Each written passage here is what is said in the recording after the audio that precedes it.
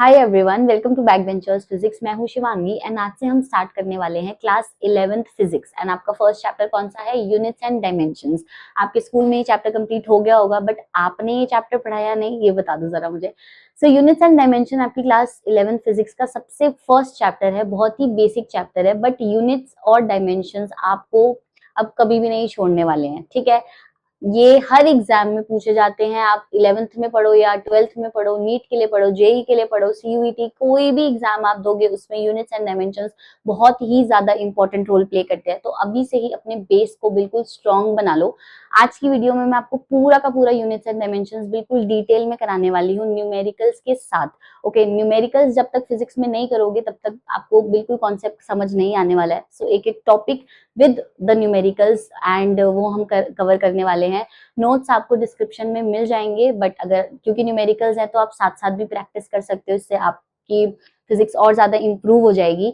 Okay, and अगर आपने channel subscribe नहीं किया है तो आप चैनल सब्सक्राइब कर दो, क्योंकि बहुत सारी वीडियोस एंड इम्पोर्टेंट टॉपिक्स मैं पढ़ाने वाली हूँ आपको। So let's start. All right, तो हमारा सबसे पहला टॉपिक है फिजिकल क्वांटिटीज। देखो, मैं आपको इतने बेसिक से पढ़ाने वाली हूँ ना, मैं ऐसा मान के चल रही हूँ कि आपको फिजिक्स का पी भी नहीं आता, ठीक है।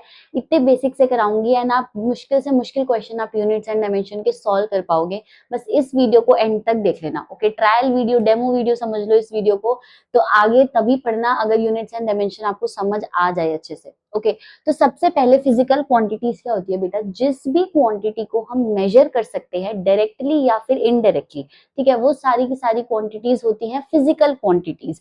तो all those quantities which can be measured. सबसे पहली बात तो जो भी क्वांटिटी को हम मेजर कर सकते हैं, कैसे मेजर कर सकते हैं? डायरेक्टली या फिर indirectly, are called physical quantities. जैसे मास है, मास को हम मेजर कर सकते हैं, राइट। लेंथ है, हम किसी भी चीज की लेंथ को मेजर कर सकते हैं, तो ये भी एक फिजिकल क्वांटिटी हो गया। देन टेम्परेचर, टेम्परेचर को मेजर किया जा सकता है, तो ये भी फिजिकल क्वांटिटी है।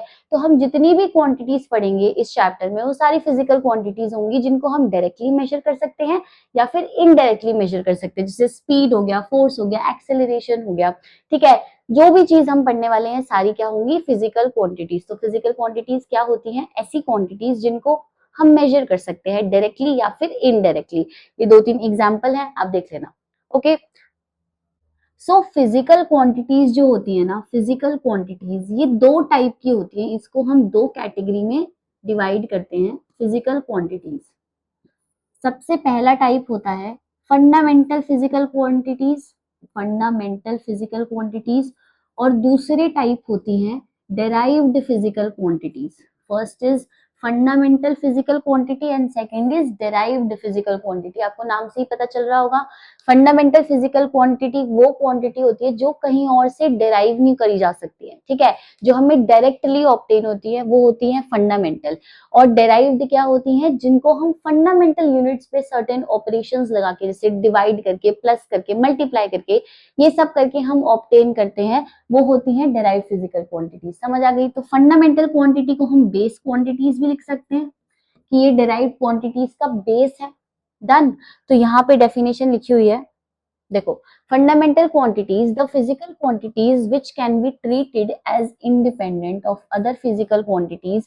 मतलब जिनको हम दूसरी फिजिकल क्वांटिटीज से इंडिपेंडेंट ट्रीट कर सकते हैं। जैसे मास है और लेंथ है, मास और लेंथ का आपस में कोई रिलेशन ही नहीं है, ठीक है। तो मास एक अलग फंडामेंटल क्वांटिटी है और लेंथ क्या है? अलग फंडामेंटल क्वांटिटी है। मास हम लेंथ से डिराइव नहीं कर सकते, ना ही हम लेंथ मास से डिराइव कर सकते हैं, ठीक है। तो ये टाइप की क्वांटिटीज जो एक दूसरे से इंडिपेंडेंट हो, ये होती है fundamental physical quantities and are not usually defined in terms of other physical quantities, जिसको हम दूसरी फिजिकल क्वांटिटीज के टर्म्स में डिफाइन नहीं कर सकते हैं। टोटल 7 फंडामेंटल या बेस क्वांटिटीज होती हैं हमारी। देयर आर 7 फंडामेंटल और बेस क्वांटिटीज, मतलब जिनको हम एक को दूसरे के टर्म्स में, दूसरे को तीसरे, पहले चौथे के टर्म में हम नहीं लिख सकते। तो सबसे पहले क्या होती है? Mass, length, time, electric current, temperature, luminous intensity and amount of substance. ये 7 फंडामेंटल या बेस क्वांटिटीज होती हैं। बट इस चैप्टर में हम बेसिकली 3 का यूज करने वाले हैं, मास का, लेंथ का और टाइम का, ठीक है। तो ये 3 जो क्वांटिटीज हैं ये बहुत इंपॉर्टेंट है, आपको लर्न होना चाहिए कि ये तीनों फंडामेंटल या बेस क्वांटिटीज होती हैं, एंड बाकी सारी जो भी हम इन सातों के अलावा क्वांटिटी पढ़ने वाले हैं वो इन्हीं के टर्म्स में ही पढ़ने वाले हैं, ठीक है। यहाँ पे है derived quantities, the physical quantities whose defining operations are based on the other physical quantities। अभी बताया कि जिनके वैल्यू जो है दूसरी फिजिकल क्वांटिटीज पे डिपेंड करती हैं वो होती हैं derived physical quantities। देन जैसे वेलोसिटी हो गया, वेलोसिटी क्या होता है बेसिकली, वेलोसिटी होता है displacement upon time, displacement upon time.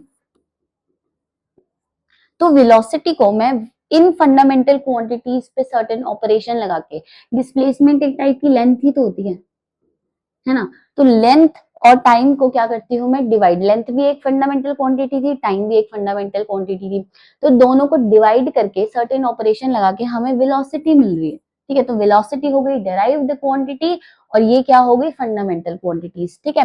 Acceleration क्या होती है, वेलोसिटी अपॉन टाइम, तो एक्सेलरेशन निकालने के लिए पहले वेलोसिटी पता होना चाहिए, वेलोसिटी पता होने के लिए पहले लेंथ अपॉन टाइम करना पड़ेगा। देन फोर्स, फोर्स होता है मास इनटू एक्सेलरेशन, ठीक है।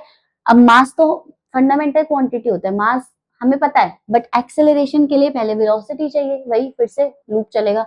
मोमेंटम क्या होता है, P is equal to mv, ये फॉर्मूला हम सब पढ़ने वाले हैं, आपने 9th क्लास में पढ़ा भी होगा कि momentum P is equal to mv होता है। तो मास तो फंडामेंटल क्वांटिटी है, बट फिर से वेलोसिटी आ गया। तो जनरली कुछ मतलब एक फिजिकल क्वांटिटी होगी, उसके अंदर कुछ फंडामेंटल क्वांटिटीज भी प्रेजेंट होंगी, कुछ डेराइव्ड भी होंगी, तो उनका मिक्स करके ही हमें क्या मिलती है, derived physical quantities, we can obtain them using certain operations on the fundamental physical quantities। I hope that's clear। आगे चलते हैं। Next topic is system of units. तो सिस्टम ऑफ यूनिट्स में हम क्या पढ़ते हैं, देखो ओवर द टाइम हमने एक फिजिकल क्वांटिटी को बहुत सारे यूनिट्स में मेजर किया, ठीक है, कभी लेंथ में, लेंथ को सेंटीमीटर में मेजर किया, कभी मीटर में, कभी किलोमीटर में। तो इन सारी यूनिट्स को हमने क्या किया, एक सेट बना दिया, उनका अलग अलग कैटेगरी में डाल दिया, जिसको हम सिस्टम ऑफ यूनिट्स के अंडर पढ़ते हैं। तो हमारे कुछ सिस्टम है यहाँ पे, सबसे पहले देखो CGS system, FPS, MKS and SI. पहले हम सीजीएस सिस्टम यूज करते थे, फिर एमकेएस आया, फिर अब एसआई सिस्टम यूज करते हैं। तो सीजीएस में क्या होता है, नाम से ही आपको याद होना चाहिए, CGS centimetre, gram and second. मतलब जो लेंथ, देखो तीन, मैंने आपको क्या बताया कि हमको तीन फंडामेंटल क्वांटिटी के बारे में ही पढ़ना है और उन्हीं से ही डिराइव करनी है और बाकी फिजिकल क्वांटिटीज। तो वो तीन फंडामेंटल क्वांटिटीज कौन सी हैं, length, mass and time, right. तो यहाँ पे लेंथ को सबसे पहले सीजीएस सिस्टम में हम कैसे मेजर करते हैं, सेंटीमीटर में, मास को ग्राम में एंड टाइम को सेकेंड्स में, ठीक है। Then comes our FPS system. तो एफपीएस, एफ का मतलब फुट, पी का मतलब पाउंड एंड एस का मतलब सेकेंड्स। तो लेंथ को हम एफपीएस सिस्टम में कैसे मेजर करते हैं, फुट्स में, और मास को पाउंड्स में और टाइम को सेकेंड्स में। टाइम की जनरली यूनिट सेकेंड ही है हर सिस्टम में। एमकेएस, एमकेएस जो हम अब यूज करते हैं, एम मतलब मीटर, ठीक है, के मतलब kilogram and S means seconds. तो यही एमकेएस सिस्टम हम अभी भी फॉलो करते हैं। और ये नेक्स्ट इज एसआई सिस्टम, ठीक है। तो ये एमकेएस सिस्टम से ही लिया गया है, स्टैंडर्ड जो यूनिट्स है मेजर करने के लिए किसी भी फिजिकल क्वांटिटी को। तो ये आपको तीन सिस्टम्स पता होने चाहिए, ठीक है। जनरली हम किसी भी क्वांटिटी की सीजीएस यूनिट हमको पता होती है और उसकी एसआई यूनिट पता होती है, दो ही यूनिट के बारे में हम पढ़ते हैं, हम एफपीएस को नहीं पढ़ते हैं, ठीक है। बट आपको पता होना चाहिए कि किस क्वांटिटी को एफपीएस में कैसे कैसे मेजर किया जाता है, ठीक। जैसे आप यहाँ पे देखो, तो यहाँ पे 7 फंडामेंटल क्वांटिटीज लिखी हैं, उनकी बेसिक या फिर इसको एसआई भी कह सकते हो आप, एसआई यूनिट लिखी है और उनके सिंबल लिखे हैं। तो लेंथ की metre, mass kilogram, time seconds, temperature kelvin, electric current की एसआई यूनिट एम्पियर होती है, आपने 10th क्लास में पढ़ा इलेक्ट्रिसिटी चैप्टर में। ल्यूमिनस इंटेंसिटी की सैंडेला, क्वांटिटी ऑफ वाटर को मोल में मेजर करते हैं, ये उसके सिंबल्स लिखे हुए हैं, ठीक है। तो ये देख लेना आप, यहाँ पे जनरली हम लेंथ, मास, टाइम ही यूज करते हैं इस चैप्टर में, बट जैसे जैसे हम और चैप्टर्स में जाएंगे तो ये सारी क्वांटिटीज का भी हम यूज करने वाले हैं, ओके। सिग्निफिकेंट फिगर्स, तो सबसे पहले ये समझते हैं कि सिग्निफिकेंट फिगर्स होती क्या है। देखो लैब में, फिजिक्स लैब में कोई भी आप प्रैक्टिकल परफॉर्म करते हो तो ऑब्जर्वेशन लेते हो, उसकी रीडिंग लेते हो, ठीक है। तो वो हो गई एक मेजर्ड क्वांटिटी, मतलब आपने किसी भी क्वांटिटी को मेजर कर लिया तो वो क्या हो गई, मेजर्ड क्वांटिटी। अब सिग्निफिकेंट फिगर्स बेसिकली वो डिजिट्स होते हैं जो उस मेजर्ड क्वांटिटी की एक्यूरेसी को बताते हैं कि आपकी जो क्वांटिटी आपने मेजर करी है वो कितनी एक्यूरेट है। जितनी ज्यादा सिग्निफिकेंट फिगर्स मतलब उतनी एक्यूरेसी बढ़ जाएगी उस मेजर्ड क्वांटिटी की। तो यहाँ पे डेफिनेशन लिखी हुई है, the significant figures are those digits in a measure quantity which are known reliably. The larger the number of significant figures, जितनी उस क्वांटिटी में सिग्निफिकेंट फिगर्स ज्यादा होंगी उतनी ही क्या होगी, the higher is the accuracy of the measurement. ठीक है, उतनी ज्यादा उस मेजरमेंट या मेजर्ड क्वांटिटी की एक्यूरेसी होगी। बट सिग्निफिकेंट फिगर्स को डिटरमाइन करने के लिए कुछ रूल्स होते हैं। ये रूल्स बहुत इंपॉर्टेंट होते हैं पर बहुत इजी होते हैं, बहुत बेसिक होते हैं। तो ये देखते हैं कि ये रूल्स होते क्या हैं। तो अगर हमारे पास एक मेजर्ड क्वांटिटी है, ठीक है, उसके उस क्वांटिटी के अंदर कितने सिग्निफिकेंट फिगर्स हैं उसको डिटरमाइन करने के लिए कुछ रूल्स होते हैं। मैं आपको हर टाइप की क्वांटिटी बताऊंगी कि हमारा कोई भी नंबर हम किस फॉर्म में लिख सकते हैं, किस फॉर्म में हम ऑब्जर्वेशन लेंगे, ठीक है, तो उसमें कितनी कैसे सिग्निफिकेंट फिगर्स को हम कैलकुलेट करेंगे। तो ये सारे रूल्स है। तो सबसे पहला रूल क्या होता है, all non zero digits are significant. मान लो आपका नंबर आ गया, आपने जो क्वांटिटी मेजर करी वो ये नंबर आ गया 123.45, ठीक है, जिसके अंदर सारी की सारी डिजिट्स ही क्या है, नॉन जीरो। नॉन जीरो क्या है, जो जीरो नहीं है, सिंपल सी बात है। तो अगर आपने कोई मेजरमेंट करी जिसके अंदर सारी की सारी नॉन जीरो डिजिट आ गई, तो अब बताओ आप इसमें कितनी सिग्निफिकेंट फिगर्स होंगी।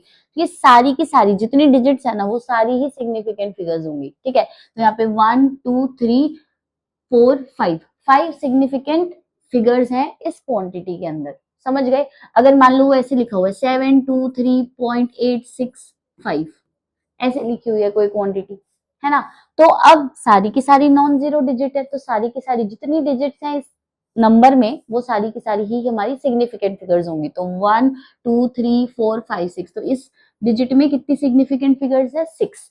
रूल नंबर 1 समझ आ गया। क्या है रूल नंबर 1, कि जितनी भी नॉन जीरो डिजिट्स होंगी वो सारी की सारी क्या होंगी, सिग्निफिकेंट कहलाएंगी, ठीक है। तो एक टाइप की डिजिट हमारा, एक टाइप का मेजरमेंट हमारा ऐसा आ सकता है। डन। सेकेंड रूल क्या कहता है, all the zeros between two non zero digit are significant. अब मान लो एक नंबर तो हमारा ऐसा आया था कि जिसमें सारे के सारे ही नॉन जीरो डिजिट थे, अब जीरो भी आ सकते हैं, है ना। तो रूल नंबर 2 ये कहता है कि मान लो हमारा नंबर ये आया ऐसा करके कुछ 100.05, ठीक है, मतलब दो नॉन जीरो डिजिट है 1 और 5, ये दो नॉन जीरो डिजिट है, उसके बीच में ये 3 जीरो आ गई, ठीक है।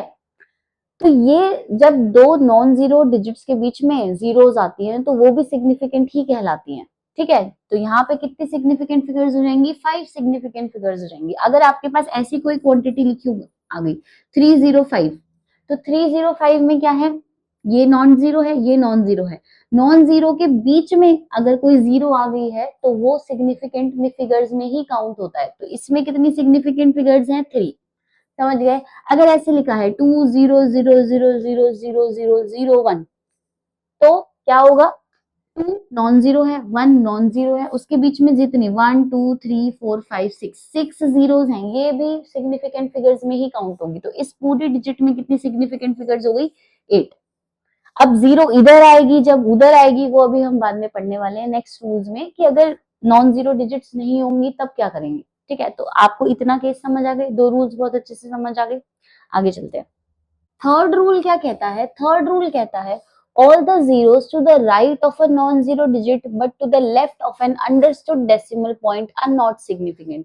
इसका मतलब सिंपल सा है, जो हमारी ट्रेल बनती है जीरोस की, जैसे 4 2 0 0 0 0 कितनी भी जीरो हो सकती है ना। तो अगर नॉन जीरो डिजिट के राइट में यहाँ पे लिखी हुई है जीरोस, तो ये सारी सिग्निफिकेंट फिगर्स में काउंट नहीं होंगी। डन। बट अगर पिछला रूल ये बोलता था कि अगर यहाँ पे मान लो एक 1 आ गया या कोई भी और नंबर आ गया, तब तो नॉन जीरो डिजिट्स के बीच में जीरो हो गई ना, तब तो उसको सिग्निफिकेंट फिगर्स में काउंट करना पड़ेगा। बट अगर यहाँ पे ये 1 नहीं है, तो ट्रेल जो बन रही है, मतलब जो किसी भी नंबर के एंड में जीरोस लिखी होती हैं, वो सिग्निफिकेंट फिगर्स में काउंट नहीं करी जाती है। सिंपल सी बात है। डन। तो यहाँ पे देखो 86400 है ये नंबर, तो यहाँ पे ये जो नॉन जीरो डिजिट है ना, इसके राइट में यहाँ पे ये 2 जीरोस हैं, उसके बाद तो कोई नॉन जीरो नंबर नहीं है, इसका मतलब ये ट्रायल जीरोस है और इसको हम सिग्निफिकेंट फिगर्स में काउंट नहीं करेंगे। तो इस क्वांटिटी में कितनी सिग्निफिकेंट फिगर्स हैं? 3 सिग्निफिकेंट फिगर्स है। समझ आ गई बात अच्छे से?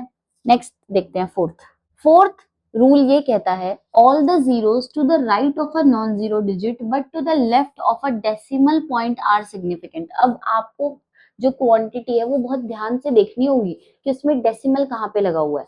देखो अगर एक क्वांटिटी है, जैसे ये नंबर लिखा हुआ है 648700, तो रूल नंबर 3 के अकॉर्डिंग ये जो 7 है ये नॉन जीरो डिजिट है, तो इसके राइट में जीरोस लिखी हुई हैं और उसके बाद में कोई नॉन जीरो नंबर नहीं है, तो ये तो ट्रेल हो गई जीरो की, तो ये सिग्निफिकेंट फिगर में काउंट नहीं होगी। बट फोर्थ पॉइंट ये कहता है कि भाई अगर यहाँ पे ध्यान से देखना नंबर को, अगर यहाँ पे एक डेसिमल लगा हुआ हो ना, तो डेसिमल से पहले अगर ये जीरो है नॉन जीरो के बाद में राइट में, तो ये काउंट होंगी सिग्निफिकेंट फिगर्स में। ठीक है, अगर कोई नंबर ऐसा लिखा हो 20000000 पॉइंट, यहाँ पे डेसिमल लगा है, तो ये सारी जीरोस काउंट होंगी सिग्निफिकेंट फिगर्स में। तो इस नंबर में कितनी सिग्निफिकेंट फिगर होगी? 6। 1 2 3 4 5 6 सिग्निफिकेंट फिगर्स हो गई। ठीक है, तो 4 रूल क्लियर है बिल्कुल अच्छे से। फिफ्थ रूल क्या कहता है? फिफ्थ रूल ये कहता है all the zeros to the right of a decimal point are significant. ध्यान से सुनना, ये नंबर है सबसे पहले 161 रूल नंबर 1 के according all the non zero digits are significant. तो इसमें कितनी सिग्निफिकेंट फिगर्स हैं? 3। डन।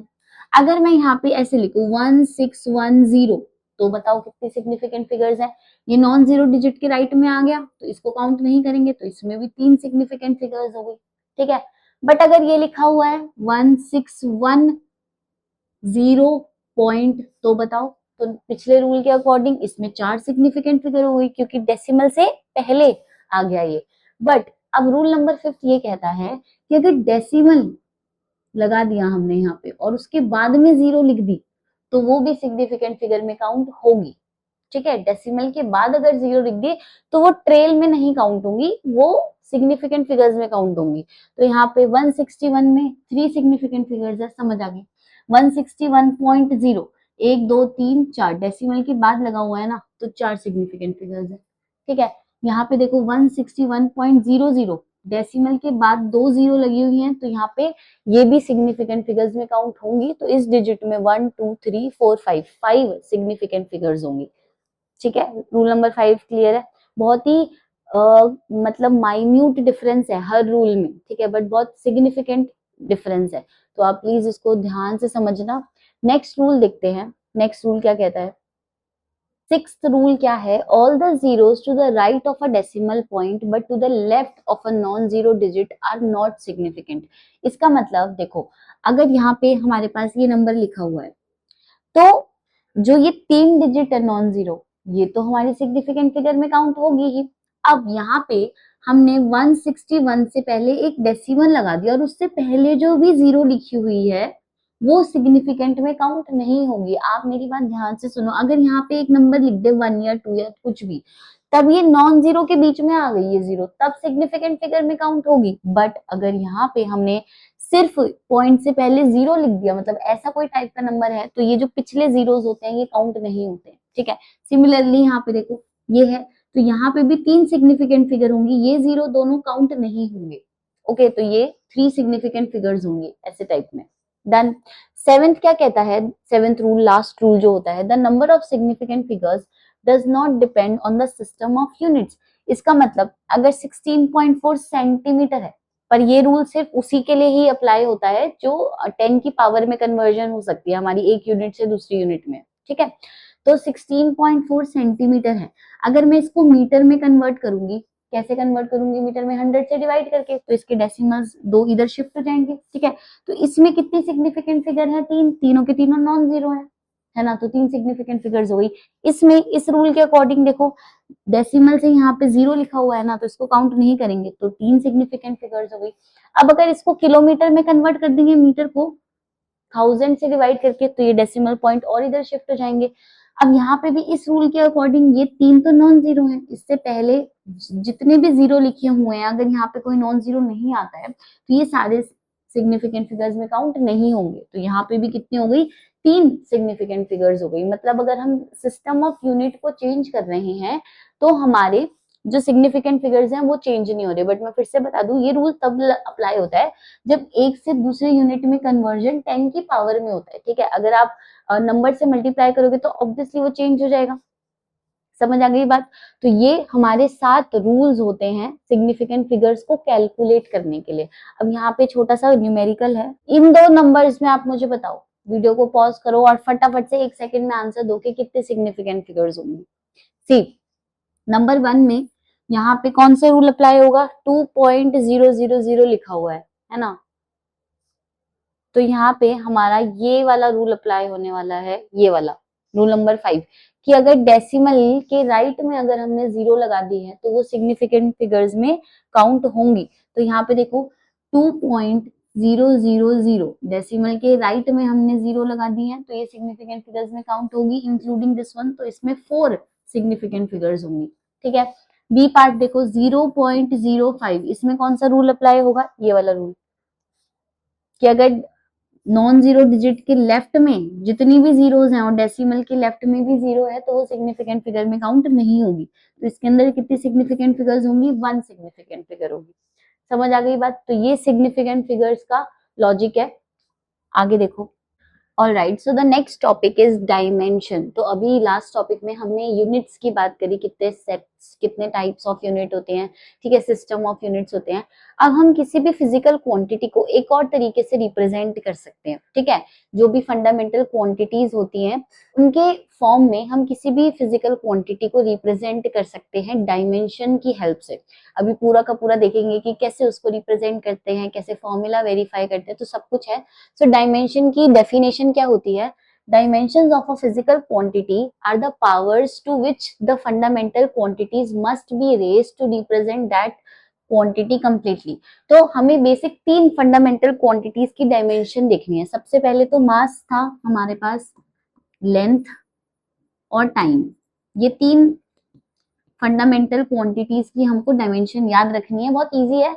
सबसे पहले तो डायमेंशन को हमेशा हम ऐसे ब्रैकेट में रिप्रेजेंट करते हैं। ठीक है, किसी भी चीज के इधर ब्रैकेट लगाओ तो इसका मतलब उसके बीच में उस क्वांटिटी की डायमेंशन लिखी हुई है। जैसे अगर मुझे मास की डायमेंशन लिखनी है तो मैं इसे ब्रैकेट के बीच में लिखूंगी तो मतलब समझ जाना कि यहाँ पे डायमेंशन लिखी है। सो मास की डायमेंशन m होती है, लेंथ की डायमेंशन l, टाइम की डायमेंशन होता है t। तो ये आपको तीनों अच्छे से लर्न करनी है। ठीक है, और भी जो 7 फंडामेंटल क्वांटिटीज है उनकी डायमेंशंस होती हैं, बट इस चैप्टर में मोस्टली हम इन तीनों की ही डायमेंशन को पढ़ने वाले हैं और इनसे ही बनाने वाले हैं बाकी क्वांटिटीज की डायमेंशन को। ठीक है, फॉर एग्जांपल सबसे पहले क्या है हमारे पास, एरिया।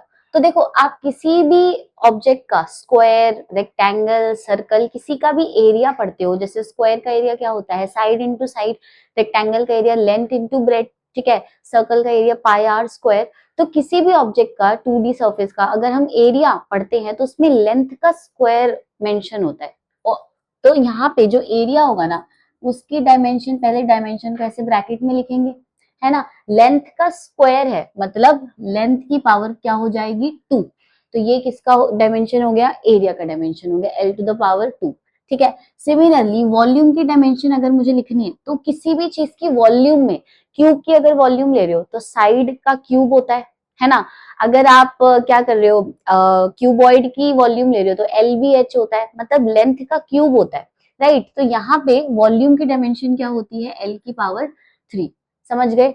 डेंसिटी, डेंसिटी का फॉर्मूला क्या होता है, डेंसिटी का फॉर्मूला होता है मास अपॉन वॉल्यूम, आप हमेशा से पढ़ते आ रहे हो। सो अगर मुझे इसकी डायमेंशन लिखनी है, सो मास की डायमेंशन बेसिक है, फंडामेंटल m लिख देंगे यहाँ पे। वॉल्यूम की डायमेंशन यहाँ से उठा लो, L की पावर 3। तो इसकी डायमेंशन क्या आ गई, m1। यहाँ पे पावर नहीं लिखी है तो 1 हम खुद से ही लिख देंगे, एंड ये 3 ऊपर जाके क्या बन जाएगा, L की पावर -3, है ना। तो ये हो गया हमारा डेंसिटी का डायमेंशन। नेक्स्ट स्पीड या फिर वेलोसिटी। तो स्पीड हो या फिर वेलोसिटी हो, दोनों डिस्टेंस अपॉन टाइम या डिस्प्लेसमेंट अपॉन टाइम होता है। तो मतलब लेंथ अपॉन टाइम होता है ना, तो मैं यहाँ पे लिख रही हूँ distance upon time. Distance upon time, या फिर डिस्प्लेसमेंट अपॉन टाइम भी लिखोगे आप वेलोसिटी को। सो डिस्टेंस बेसिकली ये लेंथ है ना, लेंथ अपॉन टाइम की डायमेंशन टी हो गई, तो इसकी डायमेंशन क्या हो गई l to the power 1 and t की पावर कितनी हो गई -1, क्योंकि यहाँ पे 1 है, ये ऊपर जाके क्या बन जाएगा t की पावर -1। समझ आई बात? ठीक है, तो ये आपको, अगर आपको याद है डायमेंशन तो ठीक है, नहीं याद है तो आपको फॉर्मूला पता होना चाहिए ना, बहुत इजीली किसी भी क्वांटिटी की डायमेंशन यू कैन कैलकुलेट। आगे देखो यहाँ पे एक्सेलरेशन, एक्सेलरेशन क्या होता है, वेलोसिटी अपॉन टाइम होता है, वेलोसिटी अपॉन टाइम।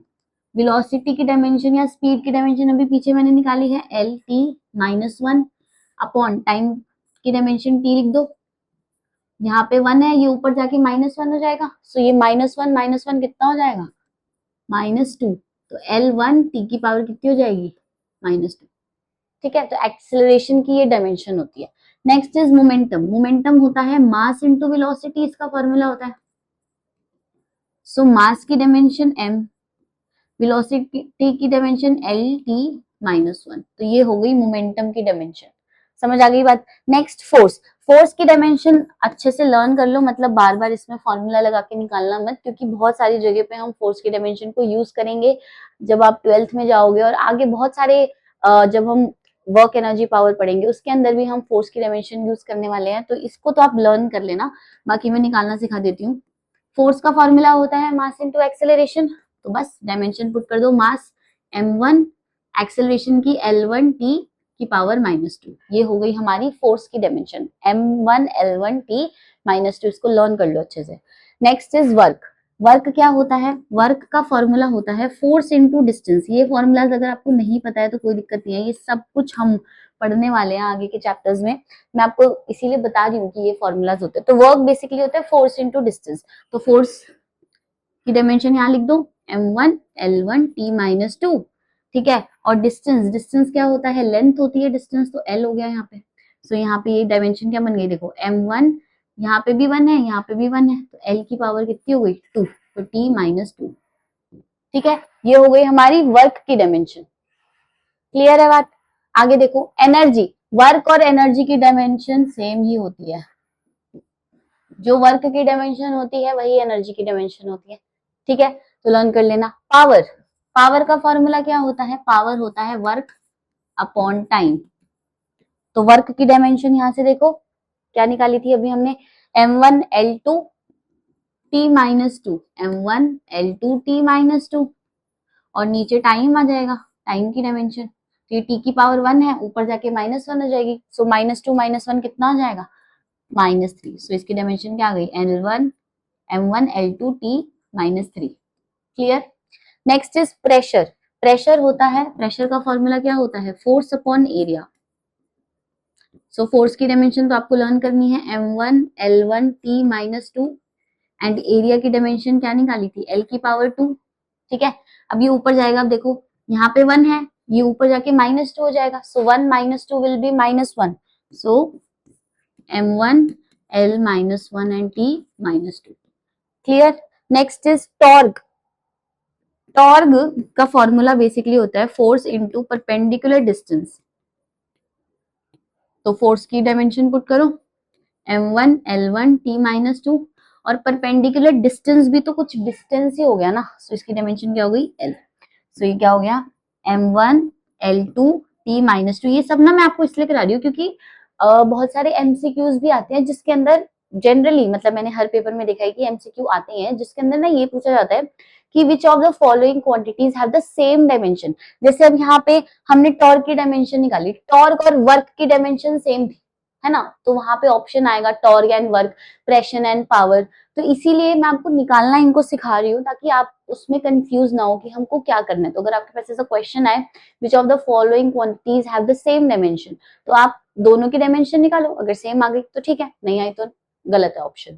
ठीक, next is application of dimensional analysis. ये बहुत ज्यादा इंपॉर्टेंट टॉपिक है, मतलब मोस्टली जो आपके क्वेश्चंस होंगे डायमेंशन के वो इसी टॉपिक में से पूछे जाएंगे, इसकी एप्लीकेशन में से। ठीक है, एक एक एप्लीकेशन को बहुत आराम से, बहुत ध्यान से विद एग्जांपल समझाऊंगी, तो प्लीज ध्यान से सुनना। सबसे पहली एप्लीकेशन है to convert a physical quantity from one system of units to another. अभी हमने सिस्टम ऑफ यूनिट पढ़ा, एसआई सिस्टम और सीजीएस सिस्टम की ही मेनली हम बात करने वाले हैं, ठीक है। तो एसआई सिस्टम में अगर एक क्वांटिटी को न्यूटन से रिप्रेजेंट किया जाता है, सीजीएस में फोर्स को डाइन से रिप्रेजेंट किया जाता है। तो एक फोर्स में कितने डाइन होते हैं, एक डाइन में कितने फोर्स होते हैं। जब हमें एक क्वांटिटी से, एक सिस्टम ऑफ क्वांटिटी से दूसरे सिस्टम ऑफ क्वांटिटी में कन्वर्ट करना है तो हम इस एप्लीकेशन का यूज करते हैं, ठीक है। सेकेंड एप्लीकेशन क्या है हमारी, to check the correctness of a physical relation. मतलब आपको एक इक्वेशन दी जाएगी और आपको बताना पड़ेगा कि डायमेंशनली ये फॉर्मूला करेक्ट है या नहीं है। तो उसको कैसे करेंगे ये भी सिखाऊंगी आपको। Next is to derive relationship between different physical quantities.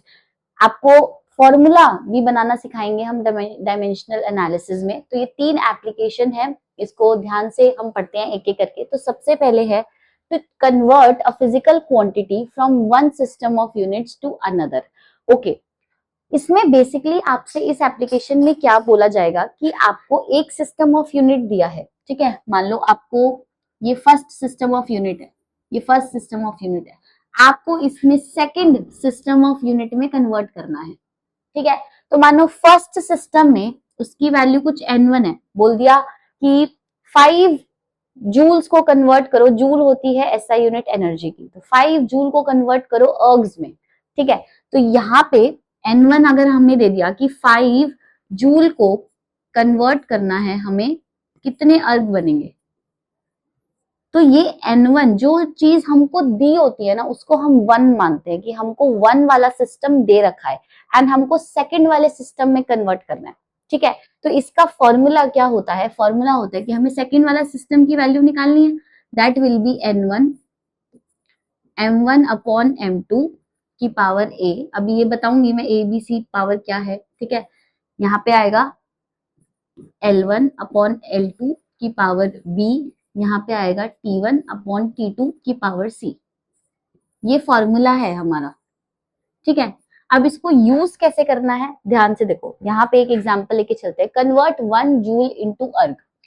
Joule और अर्ग जो है ना, बेसिकली ये एसआई यूनिट है किसकी, और सीजीएस यूनिट है एनर्जी की, ठीक है। सो यहाँ पे मैं लिख रही हूँ, पहले आपको लिखना बहुत जरूरी है that joule is the SI unit of energy, SI unit of energy, ठीक है। एंड जो अर्ग होती है वो क्या होती है, सीजीएस यूनिट होती है energy, CGS unit of energy. So हमको एसआई यूनिट को सीजीएस यूनिट में कन्वर्ट करके बताना है कि कितना वैल्यू आएगी, ठीक है। जैसे हमको ये ऑलरेडी पता है कि 1 किलोमीटर में 1000 मीटर होते हैं, बट ये हम इस फॉर्मूले से कैलकुलेट भी कर सकते हैं, ठीक है। ये तो हमको पता ही है ना इनबिल्ट की 1 kilometre is equal to 1000 metre, but हम इस फॉर्मूले से ये कैलकुलेट भी कर सकते हैं। हम इस यूनिट से इस यूनिट में भी जा सकते हैं, इससे इसमें भी जा सकते हैं, मीटर से सेंटीमीटर, किसी भी यूनिट में हम ट्रेवल कर सकते हैं, ठीक है, इस फॉर्मूले की हेल्प से। तो यहाँ पे हम जूल को अर्ग में कन्वर्ट करना सीखते हैं। सो यहाँ पे सबसे पहले आपको देखना है कि आपको गिवन क्या है, आपको गिवन है 1 जूल, है ना, आपको एसआई यूनिट गिवन है। सो n1 क्या हो जाएगा हमारा 1, हमें 1 जूल को कन्वर्ट करना है, ठीक है। एनर्जी का डायमेंशनल फॉर्मूला लिखो आप, dimensional formula of energy, dimensional formula of energy. मैंने आपको बताया था कि जो वर्क का फॉर्मूला होता है वही एनर्जी का फॉर्मूला होता है ना। सो एनर्जी का डायमेंशनल फॉर्मूला क्या है, जो वर्क का डायमेंशनल फॉर्मूला है m1 L2 T माइनस 2, ये है हमारा एनर्जी का डायमेंशनल फॉर्मूला। अब आपको क्या करना है, ये इस फॉर्मूले को ध्यान से देखो, यहाँ पे जो m की पावर लिखी हुई है वो a हो जाएगा हमारा, ठीक है। जो l की पावर लिखी है वो b हो जाएगा, और जो t की पावर लिखी है वो c हो जाएगा हमारा, समझ गए। m की पावर जो लिखी है वो a हो गया, l की पावर जो लिखी है वो b हो गया, एंड t की पावर जो लिखी है वो c हो गया, ठीक। अब हमको क्या करना है, हमको वो फॉर्मूला लिखना है, कौन सा formula, n2 is equal to n1 m1 upon m2 की power a, L1 upon L2 की power b and T1 upon T2 की पावर c, ठीक है। नाउ n2 तो हमें कैलकुलेट करना है, n1 तो हमारा 1 है, ठीक है।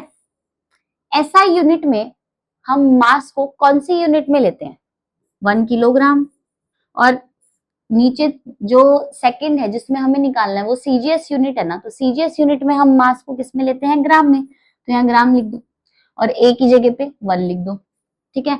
लेंथ को SI यूनिट में हम कौन सी यूनिट में मेजर करते हैं, मीटर, और CGS यूनिट में हम किस में करते हैं, सेंटीमीटर, तो यहाँ लिख दो और B की पावर लिख दो, B की वैल्यू 2, ठीक है। टाइम तो हमारा सेकंड में ही होता है, 1 सेकंड, और नीचे भी 1 सेकंड, तो यहाँ पे कितना आ जाएगा, -2। Got it.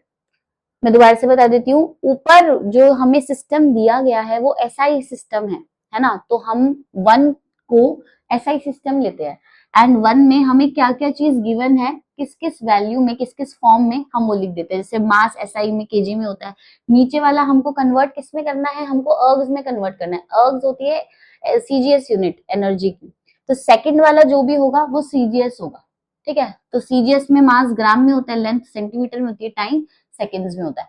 अब यहाँ पे n2 कितना आ जाएगा, 1, अब किलोग्राम को ग्राम में करो, 1000 अपॉन ग्राम, और ये 1 ग्राम, ठीक है। मीटर को सेंटीमीटर में 100 सेंटीमीटर अपॉन 1 सेंटीमीटर, सेकंड से सेकंड तो कैंसिल हो जाएगा, ठीक है, और यहाँ पे पावर एज इट इज लिख दो, 1 and 2, डन। अब देखो यहाँ पे ग्राम से ग्राम कैंसिल, सेंटीमीटर से centimetre cancel, so n2 will be 10 की पावर 3, और यहां से कितना आ जाएगा, 10 की पावर 4, दैट विल बी 10 की पावर 7, है ना। सो यहां से हमें क्या पता चल गया, that 1 joule is equal to, हमें n2 ही तो निकालना था कि कितने अर्ग में होता है ना, तो n2 कितना आ गया हमारा, 10 की power 7, so 1 joule is equal to 10 to the power 7 ergs. समझ आई बात, थोड़ी बहुत समझ आई, इसको दोबारा से देख लो अगर आपको समझ नहीं आई है तो, बहुत इजी है, कोई बहुत मुश्किल चीज नहीं है, ठीक है।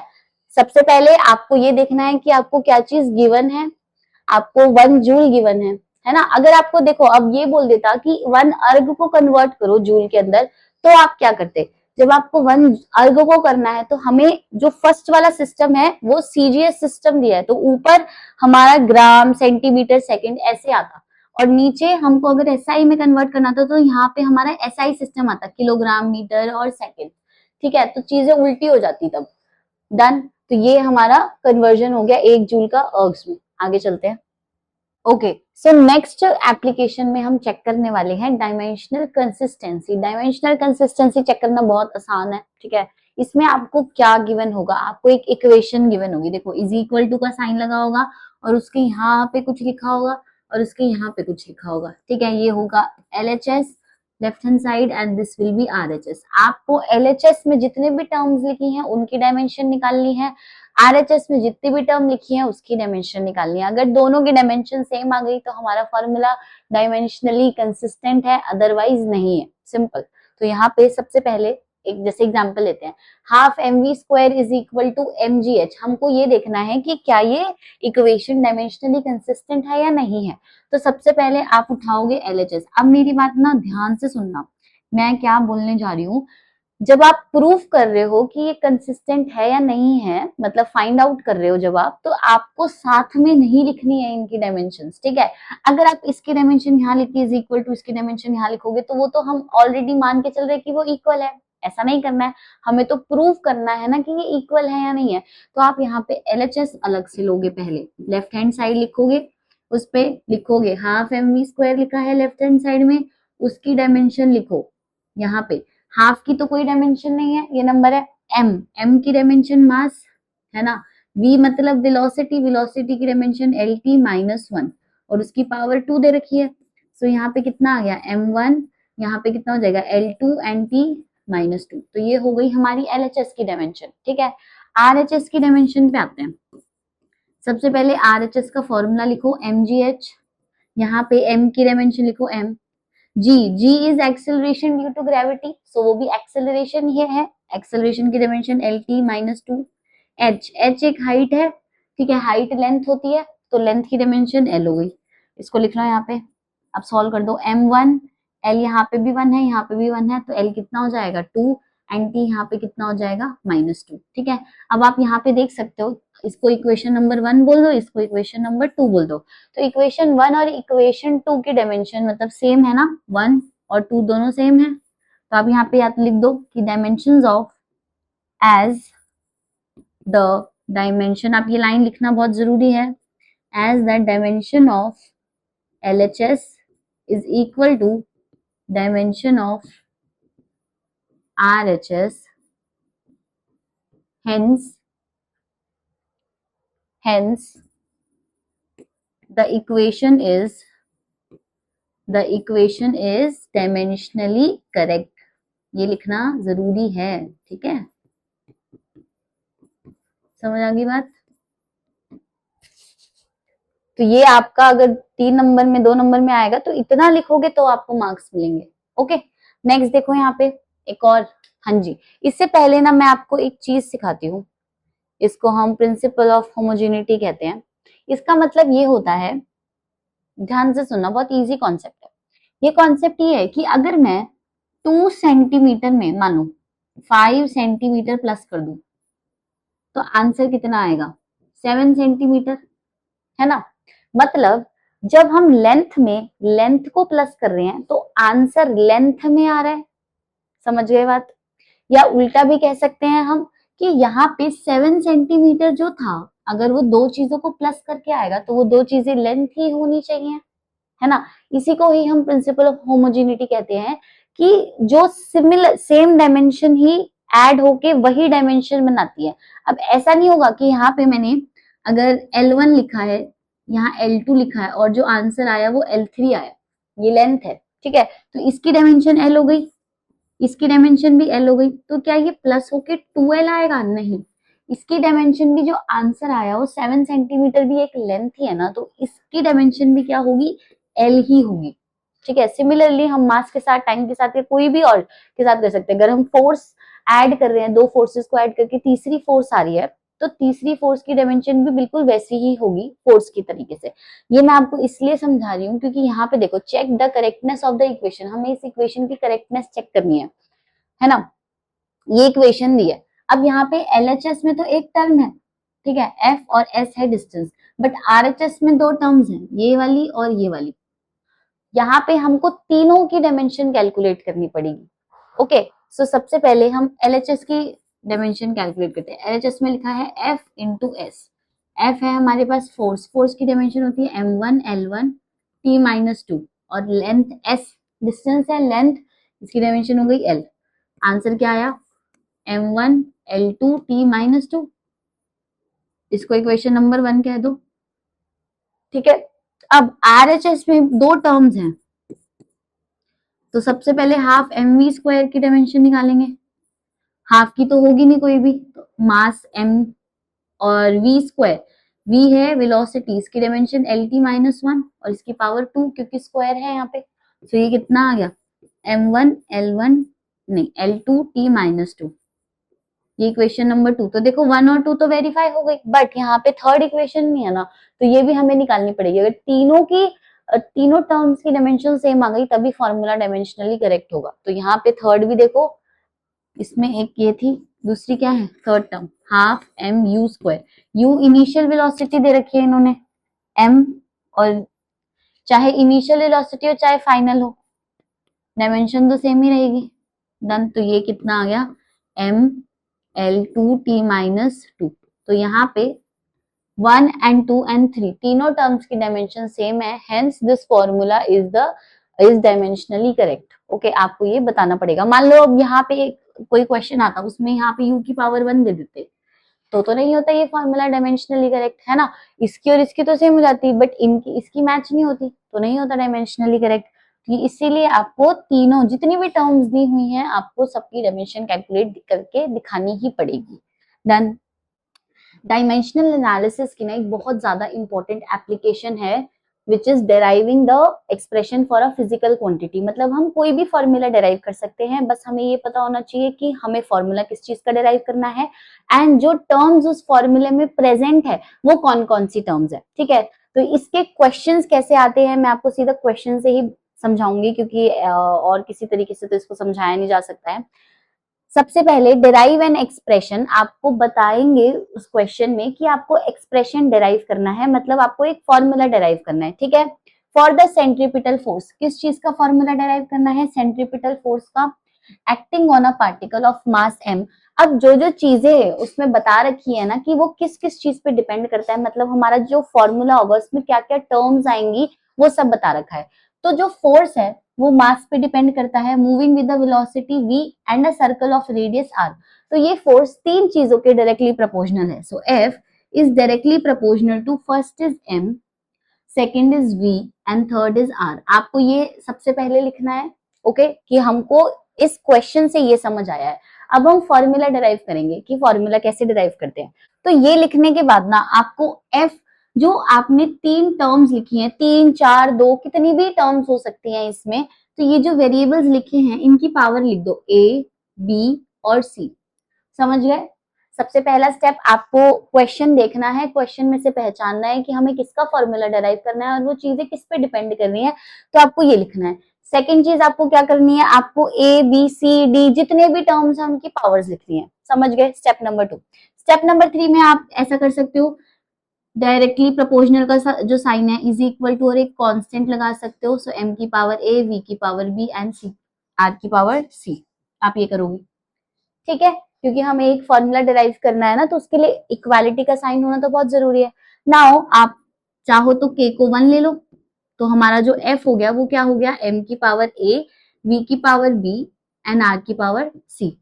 अब हम डिराइव करना स्टार्ट करते हैं। तो आपको इसमें जितनी भी चीजें लिखी हैं उसकी डायमेंशंस लिखनी है सबसे पहले, क्योंकि हम डायमेंशनल एनालिसिस की एप्लीकेशन कर रहे हैं, तो डायमेंशंस तो आपको पता होनी चाहिए। तो सबसे पहले डायमेंशंस लिखोगे आप, डायमेंशंस ऑफ एफ। एफ की डायमेंशन लिखो, क्या होती है फोर्स की, m1 l1 t माइनस 2। सब कुछ दिया होगा क्वेश्चन में कि एफ जो है फोर्स है, तो आपको उसके अकॉर्डिंग आपको अपनी डायमेंशन लिखनी है, ठीक है। सेकंड आपको बोला होगा डायमेंशन ऑफ m,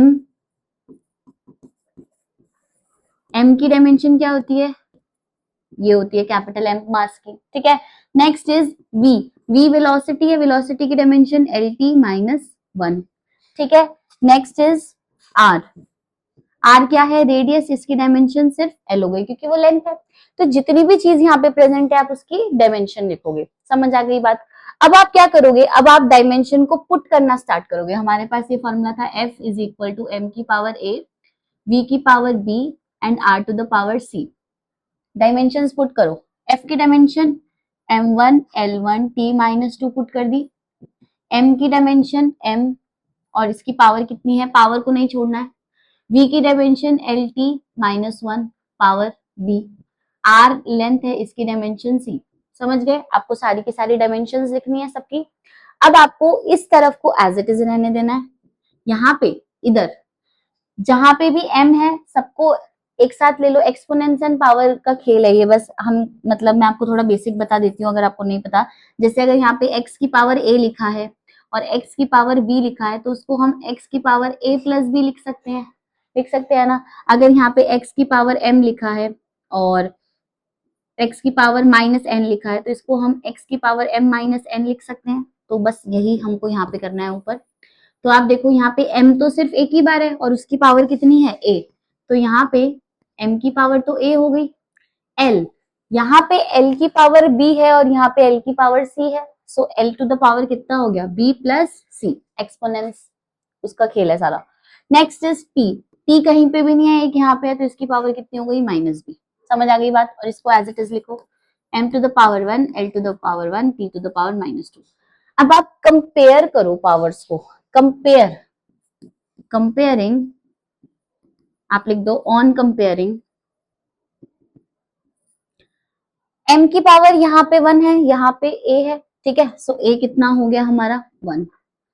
स्टार्टिंग से ही कंपेयर करते चलो आप। l की पावर 1 है, यहाँ l की पावर b प्लस c है, तो यहाँ पे कितना हो गया, b plus c is equal to 1। ये हमारी सेकेंड इक्वेशन आ गई। थर्ड, यहाँ t की पावर माइनस 2 है, यहाँ t की पावर माइनस b है, so minus 2 is equal to minus b हो गया। माइनस से minus cancel, b is equal to 2। Equations को सॉल्व करना है बस, अब आपको a b और c की वैल्यू पता करनी है। a की वैल्यू तो पहले ही 1 आ गई, देखते ही बहुत सारी क्वेश्चंस न्यूमेरिकल्स ऐसे होंगे जिसके अंदर ये क्लियर नहीं होगा, इक्वेशंस बन रही होगी, तो आपको उसको सॉल्व करना है, ठीक है। तो b की वैल्यू 2 आ गई, तो इसको यहाँ पे पुट कर दो। So 2 plus c is equal to 1, c is equal to 1 minus 2, c is equal to minus 1।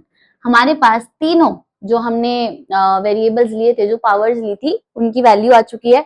सो अब आप क्या करोगे, f फिर से लिखोगे m to the power a, v to the power b, r to the power c।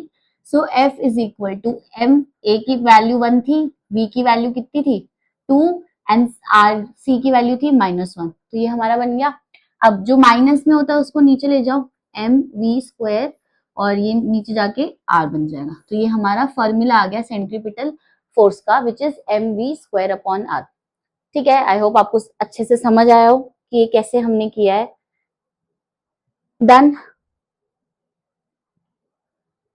ठीक है, एक बार देख लो फिर से, क्वेश्चन था और हमने कैसे सॉल्व किया वो सब बताया था। ओके, एक और एग्जांपल कराती हूँ मैं आपको। नेक्स्ट क्वेश्चन देखो, the velocity of a freely falling body is a function of the distance. अब यहाँ पे हमको वेलोसिटी के बारे में बोला गया है, तो जो हमारी मेन टर्म है जिसका हमें फॉर्मूला निकालना है वो वेलोसिटी है, ठीक है।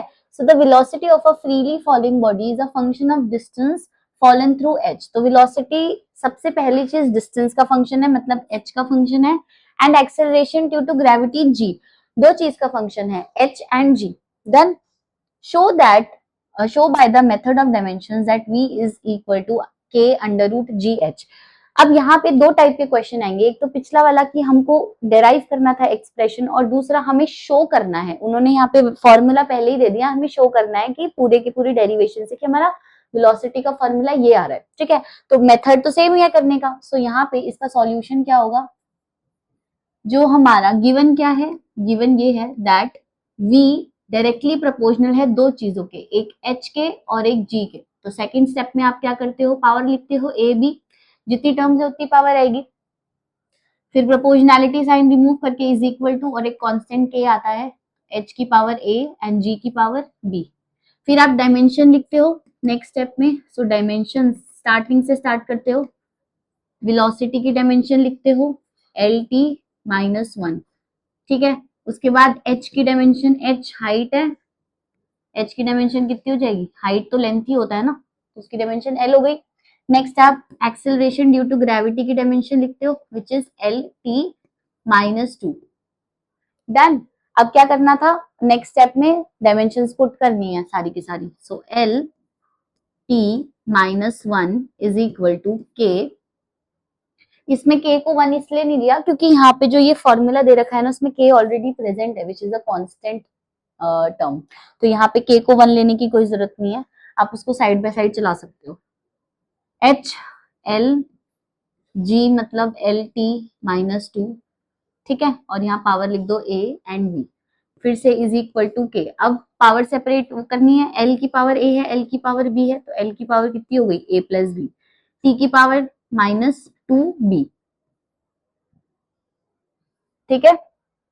यहाँ पे इसको एज इट इज लिख दो lt -1। अब क्या करना है नेक्स्ट स्टेप में, कंपेयर। सो यहाँ पे आप लिखोगे ऑन कंपेयरिंग l की पावर यहाँ 1 है, यहाँ पे कितनी है a प्लस बी। सो आप यहाँ लिखोगे a plus B is equal to 1, ये फर्स्ट इक्वेशन आ गई। सेकेंड में आप t की पावर -1 है, यहाँ t की पावर -2 भी है, तो आप क्या लिखोगे -1 इज इक्वल टू -2b, ठीक है। अब माइनस से माइनस कैंसिल, ये 2 यहाँ नीचे जाएगा, तो b is equal to 1/2। Done, and ये b की वैल्यू आप यहाँ पे रख दो। So a plus 1/2 is equal to 1, ये उधर जाएगा, a is equal to 1 minus 1/2 is equal to 1/2। तो हमें दोनों की वैल्यू पता चल गई, a की वैल्यू भी 1/2 है एंड b की वैल्यू भी 1/2 है, पुट कर दो। So v is equal to k h to the power a, g की पावर b था, v is equal to k h to the power 1/2 g to the power 1/2। अब 1/2 तो root होता है ना, तो यहाँ पे हम क्या लिख सकते हैं, k अंडर रूट h की पावर h और g। तो यही हमको प्रूफ करना था, हेंस प्रूव्ड। ये तो जरूर लिख के आना है आपको, ये मेहनत से प्रूफ किया है, लिखोगी। डन। तो ये हमने पूरा का पूरा units and dimension chapter complete कर लिया है विद एग्जांपल्स। मैंने आपको कराया है, एक एक चीज अच्छे से समझाई है। सो आई होप आपको समझ आई होगी। इसके बाद न्यूमेरिकल सीरीज आने वाली है जिसमें हम बहुत सारे न्यूमेरिकल्स करने वाले हैं। क्लास में 15-20 क्वेश्चंस रहेंगे हर चैप्टर के। सो चैनल सब्सक्राइब कर दो अगर आपने अब तक नहीं किया है तो, एंड बहुत जल्द मिलते हैं नेक्स्ट वीडियो में। Thank you.